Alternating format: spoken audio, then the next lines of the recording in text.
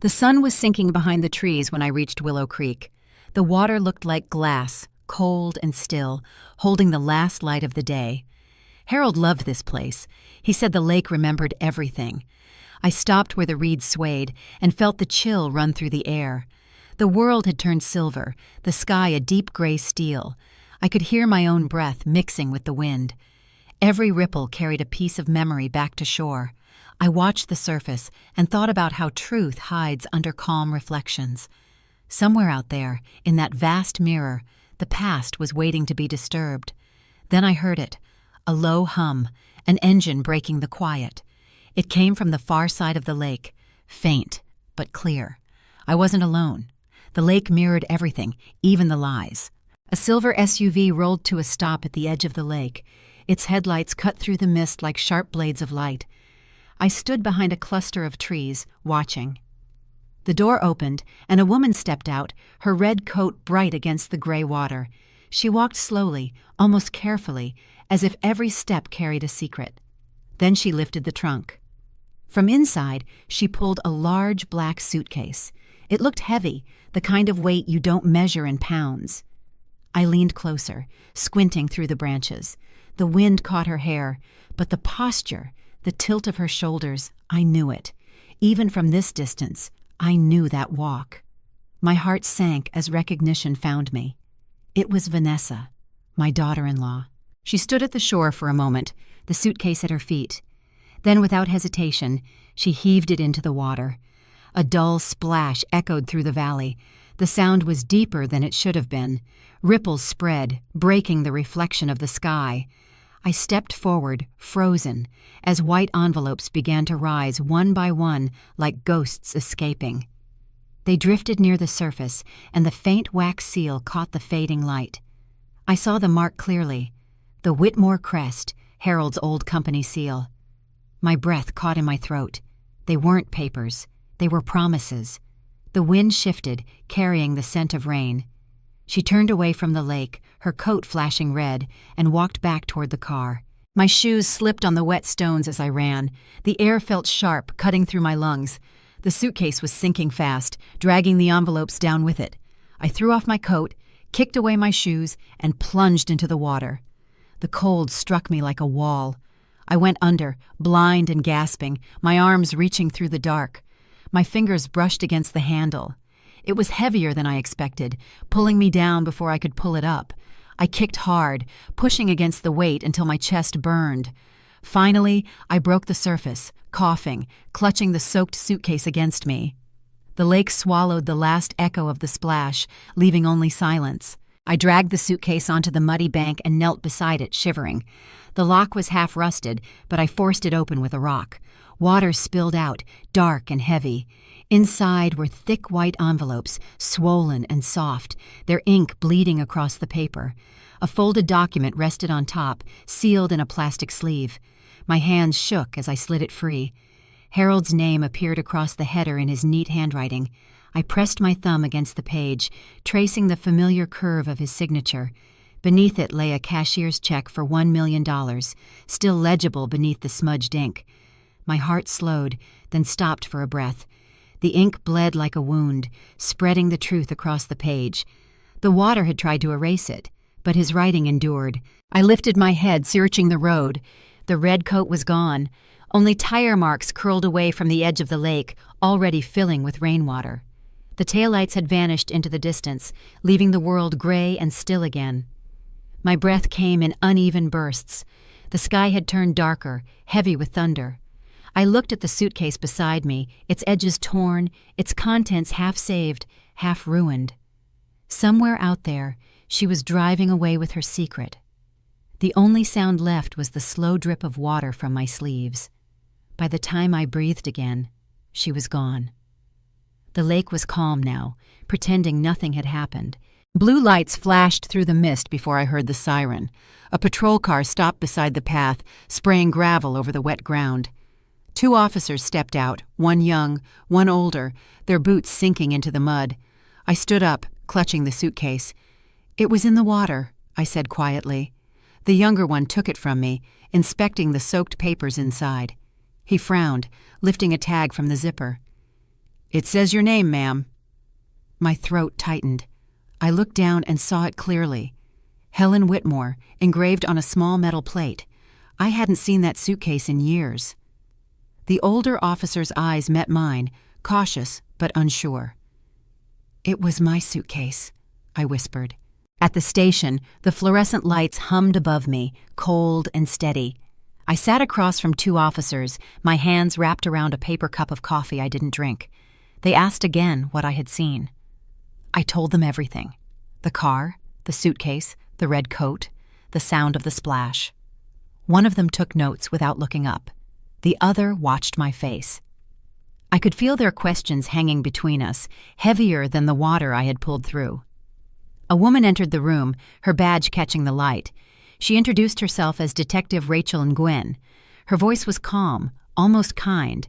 When I finished speaking, she said, "Let's find out why she'd throw away $1 million. I looked down at my wet hands and nodded. Steam curled above the coffee cups, tracing slow shapes in the morning light. Harold sat across from me, reading the paper. The smell of toast and ink filled the kitchen. He folded the page and smiled. "Don't let greed tear the family apart," he said. I remember how his voice sounded, measured, certain, the way truth often hides inside small sentences. I had laughed then, thinking it was only his accountant's caution speaking again. Now that memory felt sharper, like a quiet warning I hadn't heard in time. He trusted words more than people. The paper between us fluttered when the window opened, sunlight spilling over the table. I still see that golden light when I close my eyes. The next morning, I stood behind the yellow tape while officers dragged the lake. Rain fell in thin lines, blending the sky into the water. One by one, they lifted more envelopes from the surface and sealed them in clear bags. Detective Nguyen watched from under her umbrella, her eyes moving between the evidence and me. I noticed how each envelope bore Harold's signature, tilted just a little to the right. He never signed with that tilt. I whispered his name without meaning to. The rain touched my face like cold fingers. The detective glanced over and met my eyes, saying nothing.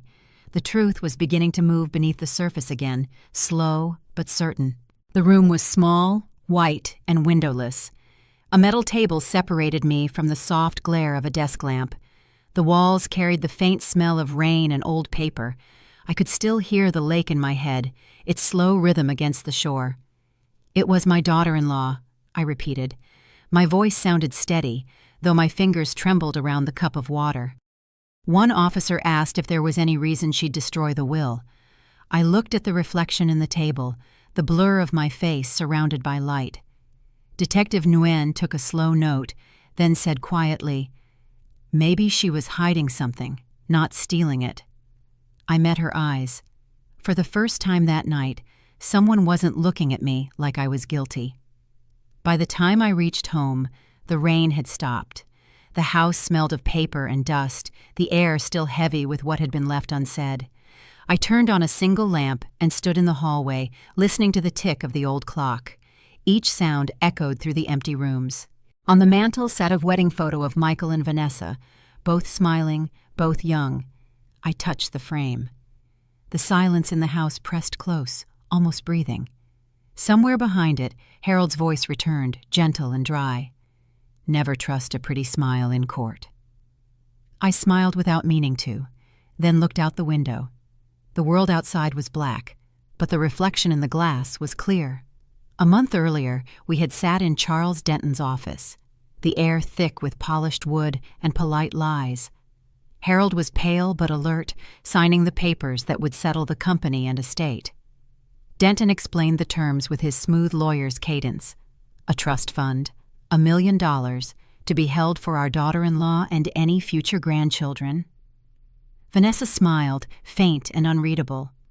I remember her nails tapping the folder, a small rhythm that didn't fit the calm room. When Harold handed the pen back, I caught the glance between them. Denton's quick nod, her half smile. Their glances signed something I didn't see. The moment passed, but the echo of it stayed. The phone rang late that night, breaking the stillness. I hesitated before answering. The line crackled, the sound hollow, distant. A man's voice spoke through the static, measured, low, and certain. "Stop digging, Mrs. Whitmore." For a moment I said nothing. I could hear his breath, controlled and close to the receiver. The air in the room thickened. "Who is this?" I asked, but he had already hung up. The silence that followed was louder than his warning. I stared at the dark window, my reflection faint in the glass. Somewhere beyond it, a car engine started. The voice replayed in my head like an unfinished sentence. Silence can be a weapon too. The next morning, I opened the safe Harold once used for family papers. The scent of metal and dust filled the air. Inside were insurance forms, bank letters, and one folded sheet, edges scorched, corners blackened. It was his copy of the will, the one he had shown me before signing anything official. I held it beside the version the police recovered. The signatures didn't match. Harold's hand had a steady arc, a pressure that left the ink thick and uneven. The new one was perfect, too perfect. The ink line broke where his hand would never tremble. I ran my fingers across the burn mark, feeling how close the truth had come to being destroyed. By afternoon, Detective Nguyen arrived at my door. She carried a file under her arm, her coat still damp from the drizzle outside. I invited her in and poured tea, the steam rising between us like a thin wall. She placed the folder on the table. "The lab found traces of new ink on those envelopes," she said. I waited for the rest. "Different formula, less than a year old." Her tone was calm, factual, but her eyes were certain. "If you want truth, Mrs. Whitmore, it won't stay buried." I nodded and handed her a cup. For the first time, I felt the air shift in my favor, quiet but sure. By afternoon, Detective Nguyen arrived at my door, the same calm presence from the station. She carried a folder close to her chest, droplets of rain still shining on her coat. I led her inside, the house dim except for the soft light from the kitchen. She placed the folder on the table, her voice even. "The lab found traces of new ink," she said. I poured tea, the steam curling between us like fog on the lake. "Different compound, less than a year old." She looked at me, and I could tell she already believed something larger was hidden. "If you want truth, Mrs. Whitmore, it won't stay buried." I nodded. The scent of tea leaves filled the silence. It was the first time the house felt alive again. The next morning, a newspaper thudded against my porch. The sound was heavier than paper should be. On the front page, "Heiress dumps forged will into lake. Mother-in-law found at scene." My name printed beneath it, bold and cold. I stood in the doorway, robe tied tight, the air sharp with early frost. Neighbors paused on the sidewalk, pretending not to stare. Their eyes spoke before their mouths did. I folded the paper slowly, my hands steady. Through the window, I caught my reflection, older, smaller, yet unbroken. Truth sinks faster than lies float. The kettle whistled from the kitchen, soft and relentless. Outside, the sky was the same gray as the lake that had swallowed my peace. That evening, I faced the mirror in my bedroom. The glass was fogged from the bath, my hair still damp, the lines on my face tracing every decision I'd made. I studied the woman staring back, tired but not broken. "They think I drowned with it," I whispered. The reflection rippled under the flicker of light, water in solid form. I wiped the mirror with my sleeve, leaving streaks across my own eyes. For a moment, I saw Harold's face overlap mine, calm and patient as always. Reflection shows what silence hides. I turned off the lamp. The room fell quiet, the air thick with resolve.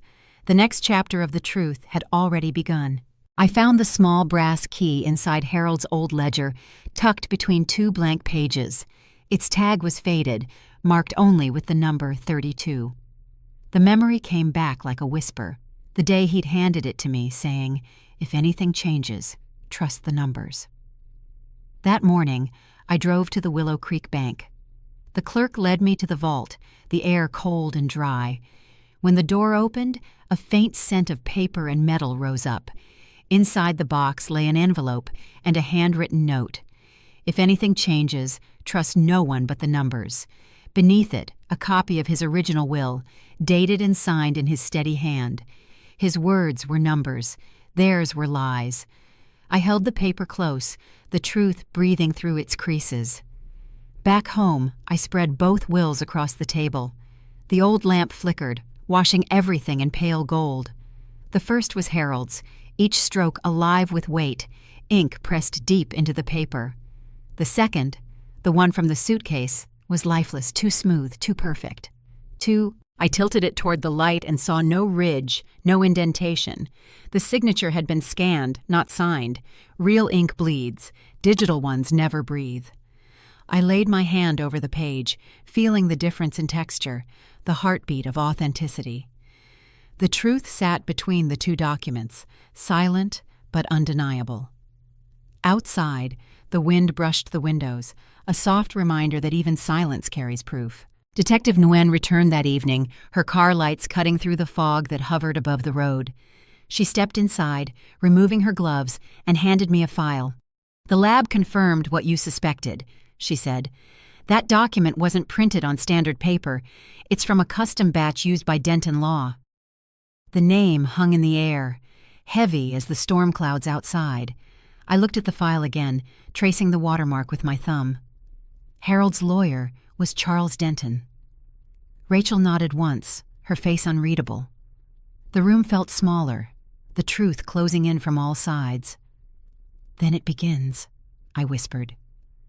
She said nothing, only met my eyes as thunder rolled over the hills. 3 months before the lake, Harold had sat across from Charles Denton in that narrow office lined with framed degrees. The air smelled of coffee and ink. Papers lay neatly stacked between them. "It's just a transfer," Denton said, sliding a form forward. Harold read every line, his brow tightening. "I won't sign anything that moves the trust before I'm gone." Vanessa sat nearby, her hands folded, eyes on the floor.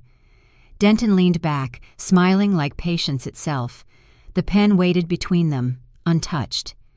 Harold rose, straightened his jacket, and walked out without another word. I stood at the door, unseen, watching Denton's face fall flat for just a moment. He never signed that day, but someone did. That night I searched Harold's study. The rain tapped against the windows, steady and thin. Dust coated the oak desk, its drawers stiff from years of disuse. I pulled one open and found a faded receipt tucked beneath a pile of ledgers. Consulting fee, Denton Law, $10,000. At the bottom, a note in Harold's handwriting read, "Urgent. Keep private." I stared at the words until they blurred. 10,000 bought silence. Silence bought lies. The paper shook slightly in my hand, the ink almost gone. I folded it carefully and slipped it into my pocket. Somewhere outside, thunder rolled again, as if the past was knocking to be let back in. At the precinct, Detective Nguyen pinned new photos onto a corkboard. The wall glowed under a single lamp, each image linked by thin red threads. Harold, Vanessa, Denton, me. The line connecting them looked like a wound still open. I stood behind her, the smell of dry ink and coffee in the air. She wrote a note beside Denton's picture. Motive, cover-up forged trust fund. Her pen scratched softly, like a clock marking time.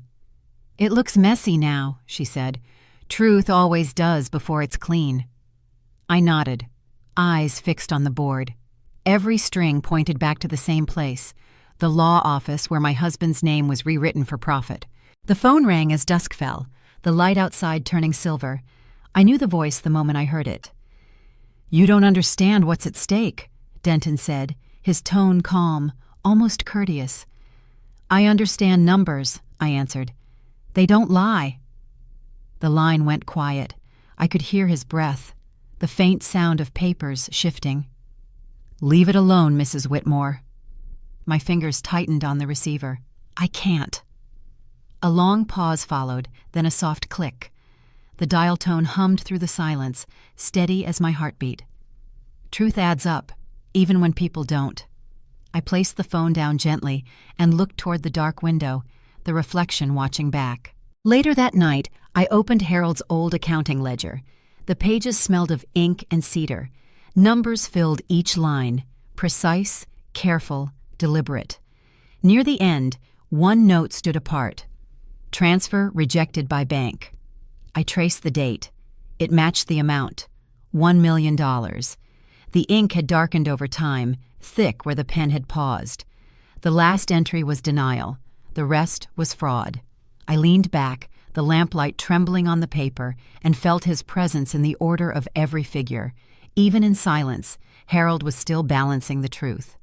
Outside, the wind pressed against the window, whispering the same resistance the ledger had recorded long ago. The next morning, I drove to Denton Law. The building stood at the edge of town, its brick walls pale under the cloudy sky. Inside, everything smelled of polish and paper. A young receptionist looked up as I entered. "Mr. Denton isn't available without an appointment," she said, her smile rehearsed. I nodded, pretending to understand. While she answered a call, my eyes caught a framed photo on her desk, Denton and Vanessa at a charity gala, his arm resting lightly on her shoulder. They smiled like people who already owned the truth. I turned away, leaving before she could speak again. Outside, the reflection of that same photo lingered in my mind, shining against the glass like a quiet confession. Detective Nguyen arranged a meeting at the bank the following day.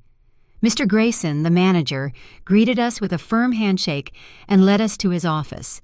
He pulled out a folder, his tone measured. "The Whitmore Holding Trust was transferred shortly before Mr. Whitmore's passing," he said. "Authorization came through Charles Denton." I leaned forward. "Was it signed by me?" He hesitated, then shook his head. "Mr. Denton claimed you approved it, but the signature wasn't yours." My hands stayed folded, calm but cold. The truth was surfacing in the quietest way possible. Paper doesn't shout.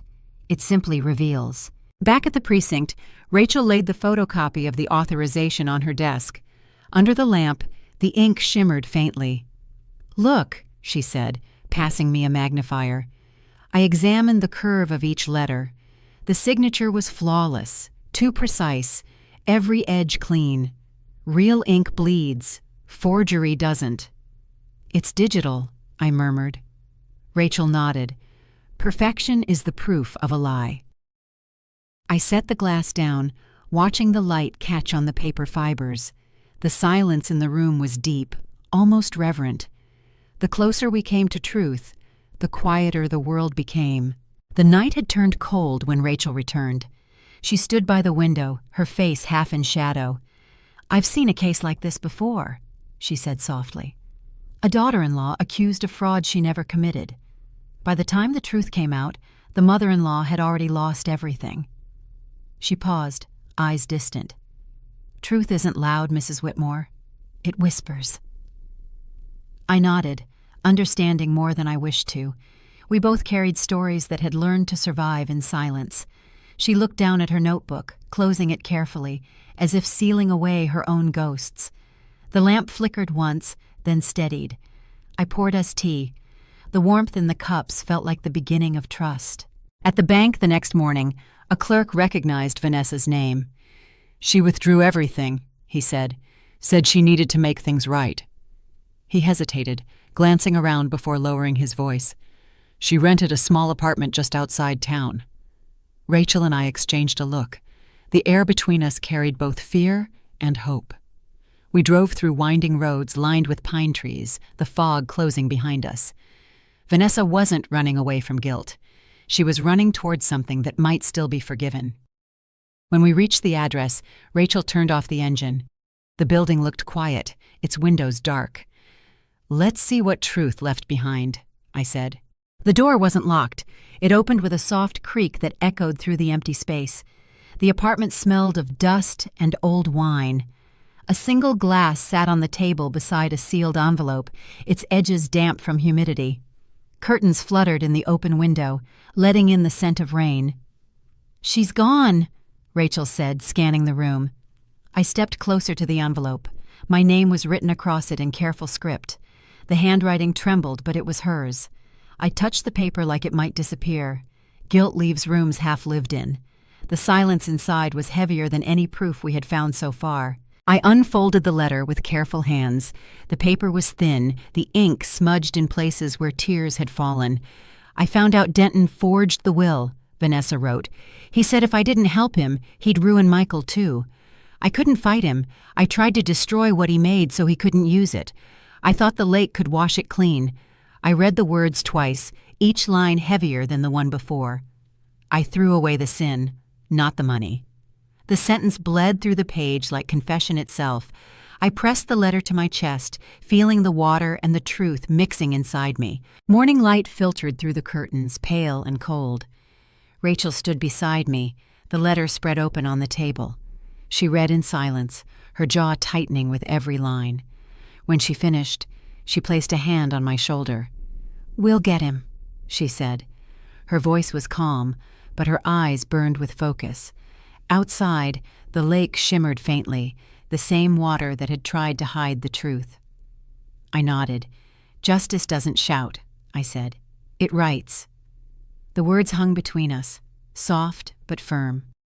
Rachel smiled slightly, the kind that comes when battle turns into purpose. The morning air carried the scent of rain and something new, hope beginning to breathe again. At the precinct, Rachel and I met with a young IT officer who had retrieved Denton's bank logs. The computer screen glowed blue in the dim room. Lines of numbers scrolled past until one caught Rachel's eye. "Transfer, $1 million, she said. "Destination, VW Consulting." My breath caught. "Vanessa Whitmore," I whispered. The initials weren't coincidence. Rachel leaned closer. He used her name to hide his theft. The cursor blinked, marking every transaction like a confession. The silence between us was sharp as glass. Even data had emotion when truth began to rise through it. 2 days later, the story broke on every channel. Whitmore fraud scandal. The TV in my kitchen blared my name beneath flashing headlines. "Mother-in-law and widow under investigation," the anchor said, her tone crisp, detached.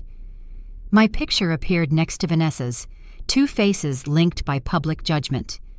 I reached for the remote and turned off the sound. The sudden quiet filled the room like water. Outside, rain streaked down the window, catching light from a passing car. They named us before they knew us. I sat down, folding my hands together, waiting for the noise to fade back into truth. The envelope arrived that evening, slid under my door without a sound. Inside was a single sheet of paper and a photograph. My house, taken from the street. The note read, "Stop before you end up like her." The words were printed, not written, but I recognized the rhythm of the threat. Rachel examined the envelope later and found a postal mark from Denton's office. I looked at the photo again, the faint outline of myself in the window. He wanted fear. What he forgot was that silence doesn't scare me anymore.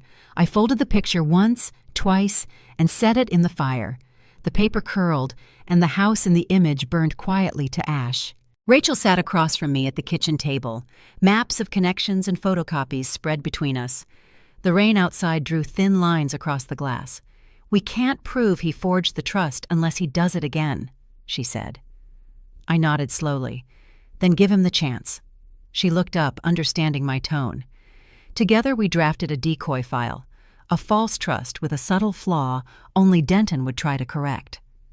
"Let him believe he's smarter," I whispered. Rachel smiled, quiet and certain. The best lies catch themselves. The clock ticked between us, steady and patient.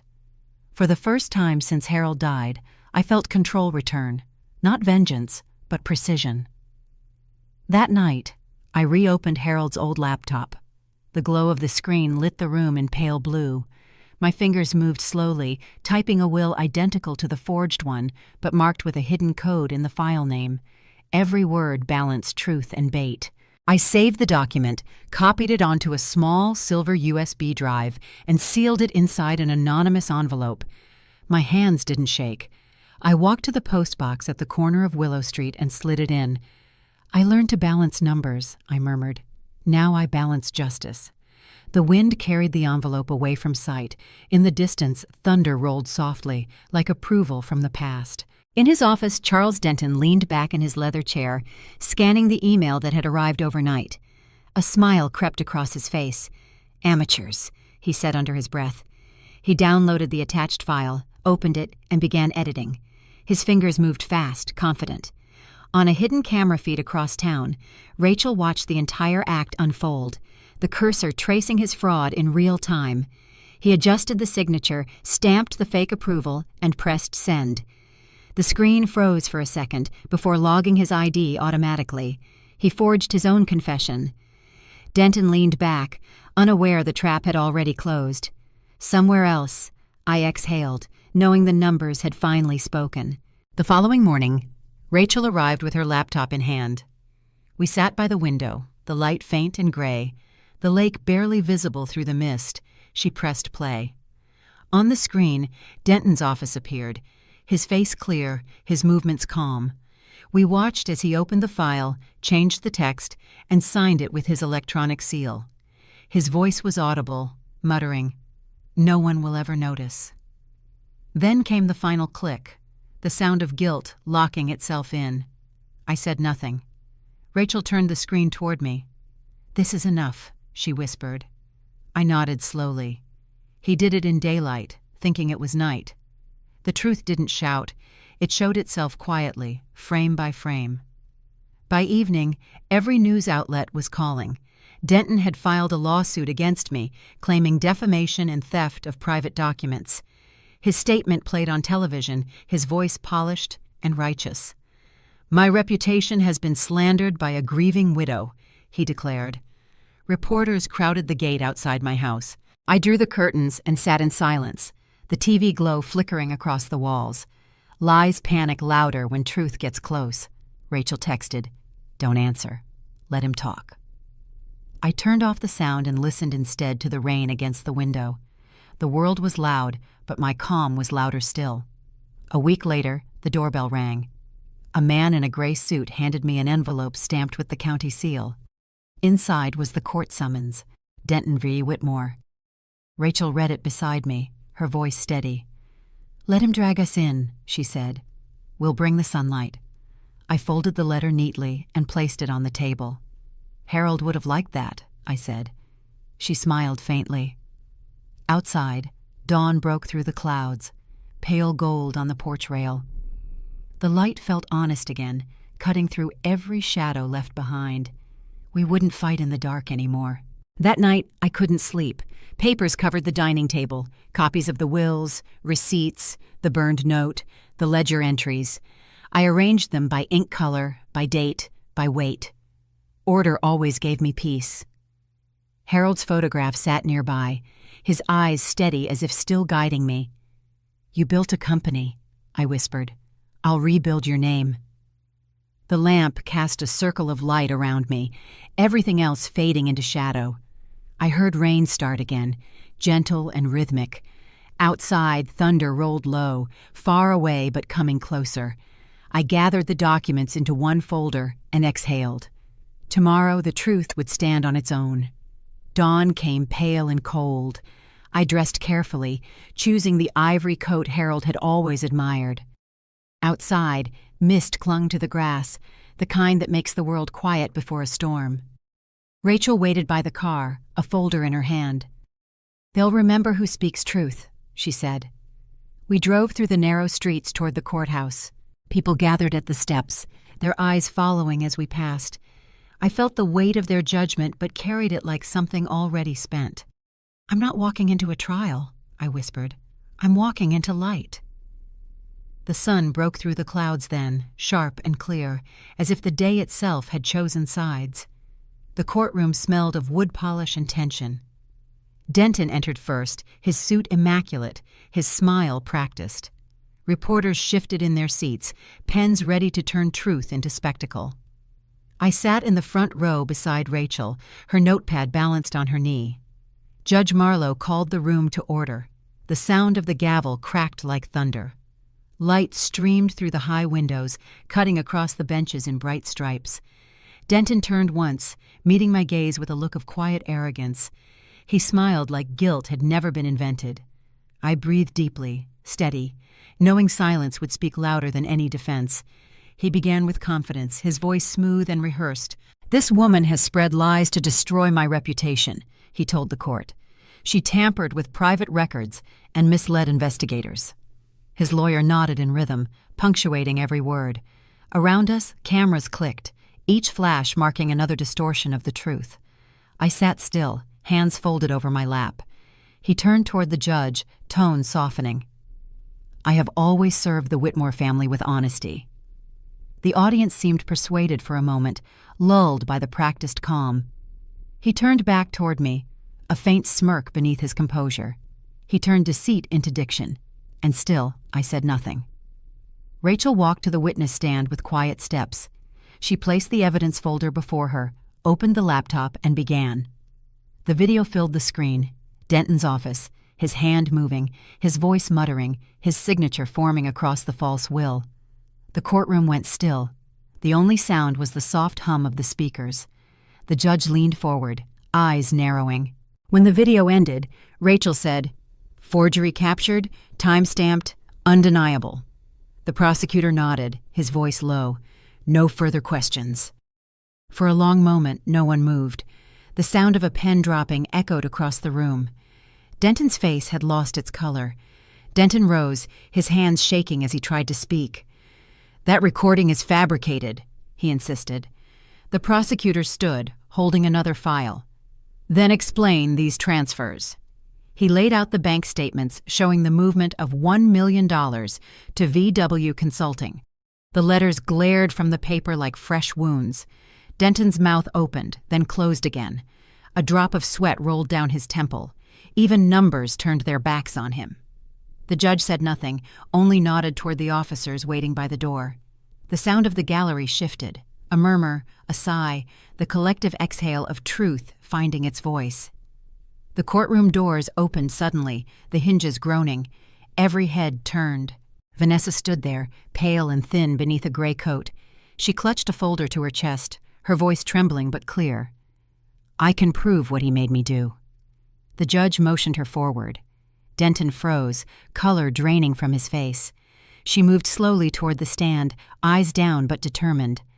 "I was never his partner," she said. "I was his prisoner." Gasps rippled through the room.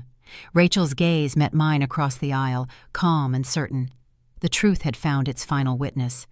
The air in the courtroom turned heavy as Vanessa spoke. Her voice wavered, but never broke. "He forced me to sign the forged will," she said, eyes fixed on the judge. "He threatened to ruin me if I refused. I threw the suitcase into the lake, not to hide money, but to bury the lie." The audience listened in stunned silence. Denton shifted in his seat, hands clenched, jaw tight. Vanessa's tears glistened under the light, not of guilt, but release. "The water carried my guilt," she whispered, "but not his." When she finished, the judge closed his notebook gently, as if sealing a chapter of deceit forever. The room filled with movement. Officers entered quietly, their badges catching the light. Judge Marlowe spoke, her tone calm and final. "Charles Denton, you are under arrest for fraud, forgery, and coercion." He turned, disbelief twisting his face. "You'll regret this," he hissed toward me. I met his gaze with the steadiness he had always underestimated. "No," I said softly. "I'll remember it." The handcuffs clicked, sharp and clean. For the first time in months, the room felt lighter, the air less dense. Regret is for the guilty. Justice only breathes once truth stands tall. 2 days later, the final verdict was read aloud. Denton was found guilty on all counts. The prosecutor's voice echoed in the chamber, every word a restoration. "Forgery, extortion, financial manipulation." The judge looked toward me. "Mrs. Whitmore, this court recognizes you as a wronged party and an example of integrity." A quiet ripple of applause broke through the room. I bowed my head slightly, not in pride, but gratitude. Justice signed itself today. Rachel placed her hand on mine, steady and warm. For the first time, the silence felt full, not empty. It sounded like peace returning home. Outside the courtroom, Vanessa waited, her face pale but lighter. The hallway was quiet, except for distant footsteps and the echo of closing doors. She stepped closer. "I can't undo what I did," she said softly, "but I can tell the truth." I reached out, took her hand gently. Then you already did. Her eyes filled, and she nodded. We stood there without speaking, two women bound by the same wound, both freed by honesty. Truth isn't about winning, it's about peace. As she walked away, the light from the windows followed her, long and forgiving. Rachel and I stepped into the sunlight. Cameras flashed, voices shouted, but their noise felt distant, almost irrelevant. I didn't hide or rush. I simply walked, the soft breeze brushing against my face. Rachel leaned close and whispered, "You did it." I smiled faintly. "I didn't win," I said. "Truth did." The courthouse loomed behind us, heavy and still, but in the light, it looked almost kind. For months, I had carried the weight of silence. Now, it carried me instead. The sound of the lake wind returned in my mind, a calm, steady rhythm that meant it was finally over. Rachel and I stepped out into the open air. The crowd waited, cameras flashing like lightning. Reporters shouted questions, but their words blurred into noise. I didn't speak. I just kept walking, steady and calm. Rachel touched my arm. "You did it," she whispered. I smiled faintly. "I didn't win. Truth did." The wind carried our voices down the courthouse steps. Behind us, the doors closed, sealing everything that had happened inside. For months, I had carried the weight of silence. Now, silence carried me. The sunlight felt clean again, and for the first time in a long while, the world didn't feel heavy. That evening, I returned to Willow Creek. The same water that once hid lies now shimmered like glass under the setting sun. I knelt at the edge and held a white envelope, the true copy of Harold's will. Slowly, I set it on the surface. It floated for a moment, then began to sink, the ink fading as it met the water. "Paper sinks," I whispered, "but memory floats." A ripple spread outward, gentle and endless. I closed my eyes, listening to the sound of the lake breathing. What had started here had finally ended here. The circle was complete. Vanessa came to see me the next morning. She looked different, smaller, humbler, as if the storm had washed her down to her truest self. "I'm leaving town," she said softly. "Starting over somewhere no one knows me." I studied her for a long moment, then nodded. "Then start clean." We stood side by side, watching the wind ripple across the lake. She whispered, "I'll never forget what you did." I shook my head. "Forget the act. Remember the lesson." Guilt drowns when forgiveness breathes. She turned away with tears in her eyes, and for once, they weren't from shame. A week later, the newspaper arrived. The front page read, "Former attorney found guilty in $1 million estate fraud." At the bottom corner, a small photograph of me appeared under the caption, "The Widow Who Stayed Silent." I poured my coffee and stared at it for a while. They called me silent. They forgot silence speaks. The ink smudged slightly under my fingers, leaving a faint mark. I folded the paper neatly and placed it beside Harold's old watch on the table. The ticking sound was soft, almost grateful. Time, too, seemed ready to start over. That night, I wrote to Harold. The pen moved slowly, tracing each word as if it were a promise. I told him about the trial, about Rachel, about Vanessa, and about how truth had finally surfaced. "Justice wasn't vengeance," I wrote. "It was remembrance." I folded the letter carefully and slipped it into the drawer beside his watch. The clock ticked once, sharp and clear, then softened. I rested my hand on the wood, feeling the warmth it still held. The house was quiet again. Not empty, just still, like breath after prayer, like peace after proof. Weeks passed. Then one morning, Rachel and I stood outside a new glass building downtown. On the door, gold letters read, "The Whitmore Foundation for Financial Truth." Inside, volunteers arranged files, their laughter bright and soft. "We don't fight greed," I said. "We educate against it." Rachel smiled, placing a binder on the desk. The light reflected off the windows, turning everything warm and golden. What began as one woman's silence had become a chorus of voices. Pain had turned into purpose. Harold's legacy now had walls, hands, and hope. And for the first time, I truly felt free. The day of the opening felt like a quiet sunrise. Reporters and local families gathered in the new lobby, the glass walls reflecting the morning light.